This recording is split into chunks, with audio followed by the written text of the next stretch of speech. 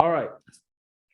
So in terms of having an ego in sales, because I've heard like one of my good friends said that in order to be a good closer, you have to have very small ego. But I also have heard like that very great closers sometimes have a enormous egos, and that way they feel better about themselves. They can try to overcome objections for longer. So can you share more lights on Yes. ego and stuff like that?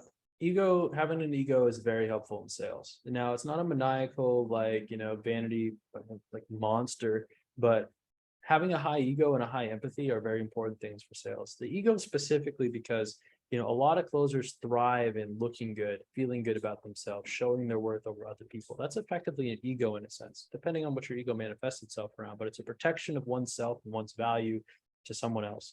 And so when you're on a sales call and someone else is giving you objections and you fundamentally believe that you are of higher value than this person and you know it's better for them than they do, and you're better making decisions and you have a badass product and solution, it almost artificially gives you that certainty and the conviction to keep talking, to give that person the certainty that they need to do something, because your ego is going to defend yourself. Because if that person wins the argument, then they're right in their beliefs. But if you win the argument, you are right in your beliefs. And that's where having an ego will fight to the death to keep itself.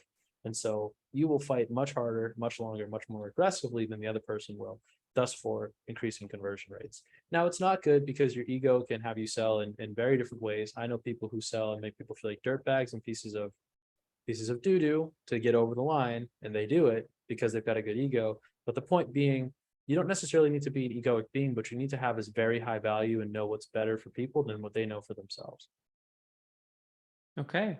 And in terms of like actually being present on the call, does it help you in any way? Having an ego, Yeah.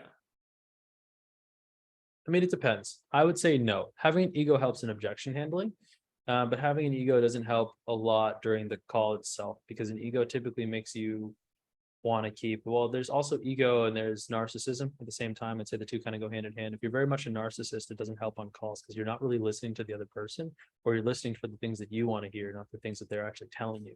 So it's good to be egoic list during the call, but when it comes to objection handling and closing, have an ego about your product, have an ego about your brand, feel like a badass about what you're selling, know that your thing you're selling is badass, believe in that. Okay.